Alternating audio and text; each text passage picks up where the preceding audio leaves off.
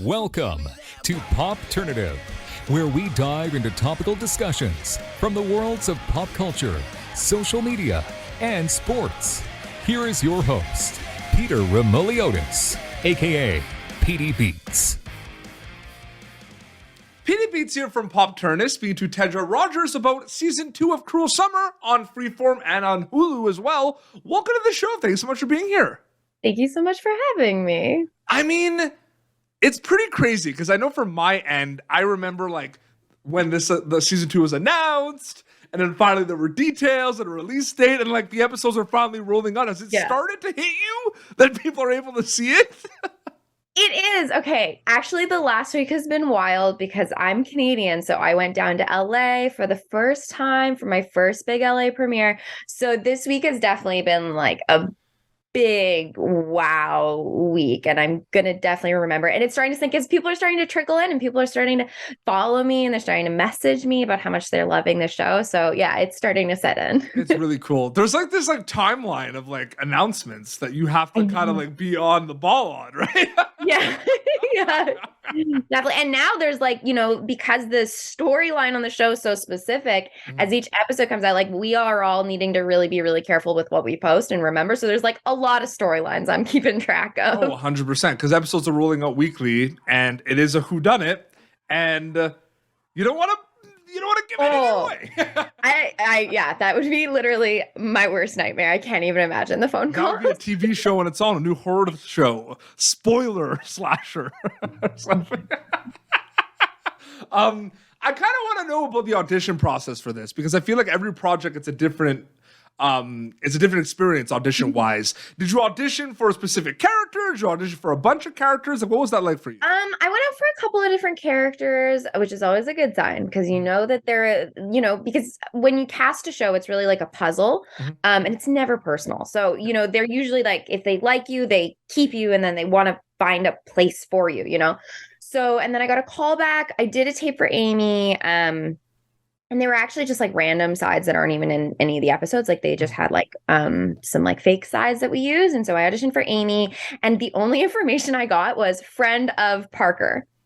And I was like, and I didn't get any information on who Parker was. Yeah, I was like, who is so it was really fun, because Lisa's Parker now, but at the time I was like, okay, that like they gave us nothing.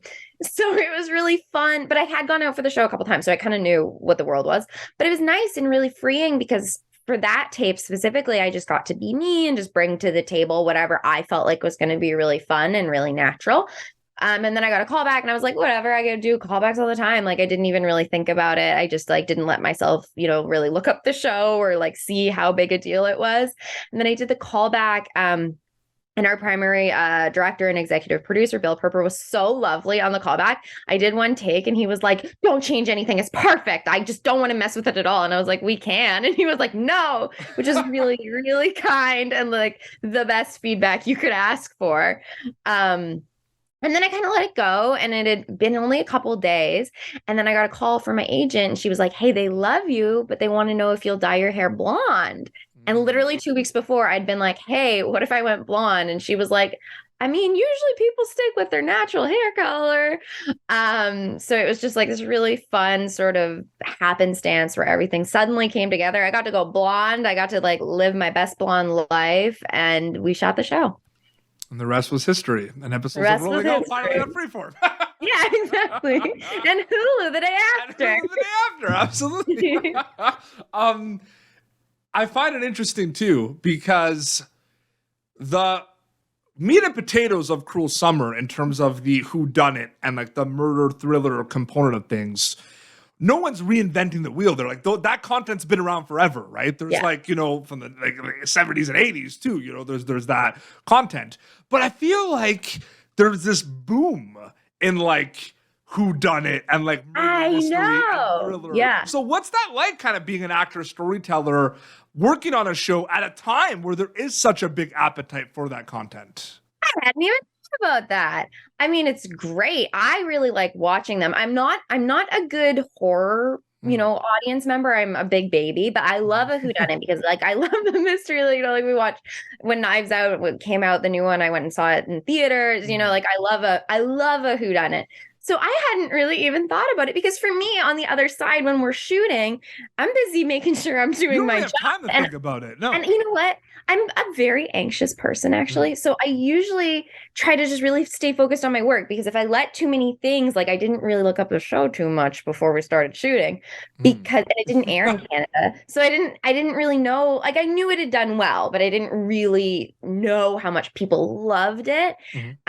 And I kind of do that on purpose because for me, I get to just like focus on my work and just like do my little thing and make sure that it's good and it's not affected by anything out here. And then, now I get to see it, which is really nice. Yeah, I feel like it's just one of those things where you mentioned that you're not a big fan of horror. I find that really crazy to me because I've interviewed, this is the craziest thing I have to tell you, Teddy. So like basically I'll interview, like I'm a big horror movie fan. So we do like a lot of interviews with stuff.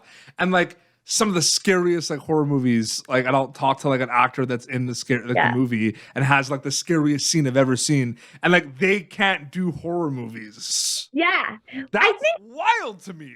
Okay. If I have to think about it, maybe, I don't know, this is a theory I'm working on right now. Maybe it's because actors for me, myself, I buy in like this. Like I watch a movie and I'm just in. I believe the world. I'm not really like, as long as the world holds together, I'm not questioning anything, like I really have a very quick emotional buy-in because it's partly my job. So maybe it's like that empathetic part of us, like just because I can't handle it. My best friend, he loves horror films and he'll come over and like put different ones on. And I'm always just like bearing through it. Like I'm like, okay, this part's okay, But when you shoot a horror film, especially like if you're covered in blood, you just like smell like chocolate because they use like chocolate to, like it's like you're like sticky and everything smells like chocolate, which is it's not unpleasant, So the journey of like doing the job versus watching the job are really different. What's like working on a horror movie, Teddy? It smells like chocolate. You do. That's actually my number one takeaway is you just smell like chocolate most of the time. So you've done horror movies before? I haven't done anything big. I want to do like a big, I want a big Scream Queen opportunity. I've done little things. So I want to see Tedra Rogers in a horror movie. In fact, the only horror I have done an indie feature horror, but I didn't do any of the scary stuff. I had nothing to do with any of it. I was on like the opposite, high school side of things. So I didn't really do that. But when I was first starting out, I got, slathered in fake blood. It was fun. Getting back to Cruel Summer, what is the mindset? I mean, we're not going back we're going back like 20 years. We're not going back like 100 years ago, right? But I always find it interesting, like going back in time for a role, right?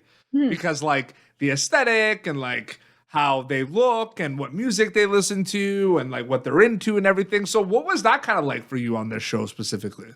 It was so much fun. Yeah.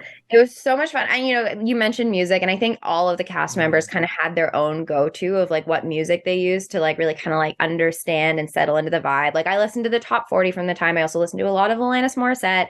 I got into watching Buffy and X-Files. Like I'm still working my way through them because I genuinely love them. For me, it was also really fun because I was the only one that was alive in 1999 out of the younger cast members, which you can see on, I think on the Freeform account, they posted a thing about it. But I, when I was, not quite 99, but, as I started growing up in my childhood, there were all these older girls who were wearing all these cool fashion moments and were like blonde. And it was really fun for me on a personal note because it kind of felt like getting to be one of those big girls that I always really admired when I was like 5. Totally. So it was actually really, really like fun in like a very personal way.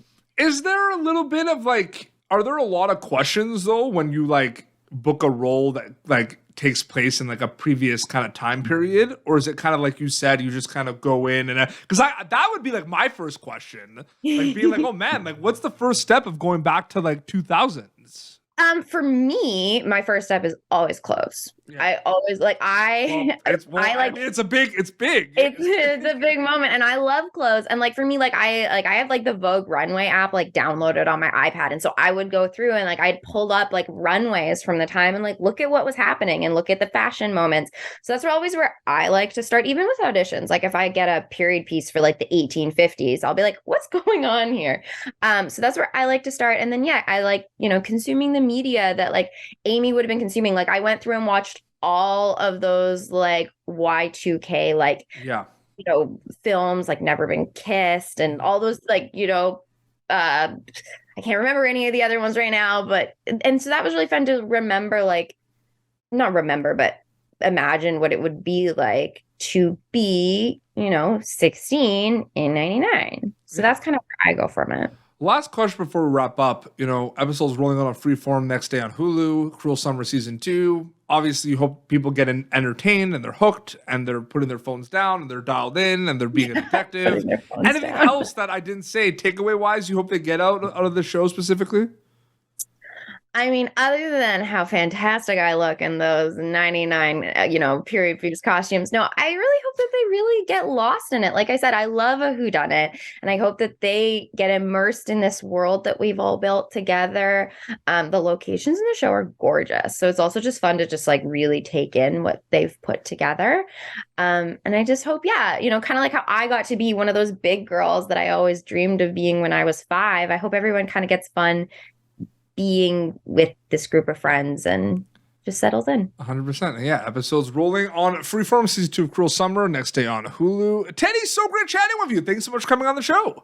Thank you. Thank you so much for having me. It was lots of fun. Absolutely. Your Instagram account, is it just Tedra Rogers? It's at Tedra Rogers. Instagram, TikTok, Twitter, but I don't really use it. Just at Tedra Rogers. It's like, that's like me on TikTok. Like, I have a TikTok, but I don't really have a TikTok. But after I use my TikTok, but I don't post on my TikTok. I know. I try to post on my TikTok. I had one viral video and it was like very stressful. And I was like, I don't know if we'll do this again. So it had like 8 million views. I was like, oh God. Wow, that's impressive though. No, That's it awesome. was like, don't go look at it. No. Well, now you say that. Like, no, it was silly. It was such a joke. And then everyone, anyways. No, if you go look at my TikTok, they can watch Cruel Summer on Freeform and Hulu. How about that? Perfect. Watch Cruel Summer. Well, this has been Pop Turn. youtube.com/Pop Turn for previous episodes. Till next time, this is Tedra Rogers and PD Beats signing off. Thank you for tuning in to Popternative. Make sure to check out our past episodes of Popternative on YouTube. Be sure to like Popternative on Facebook and follow us on Twitter. This has been an Autograph Communications production.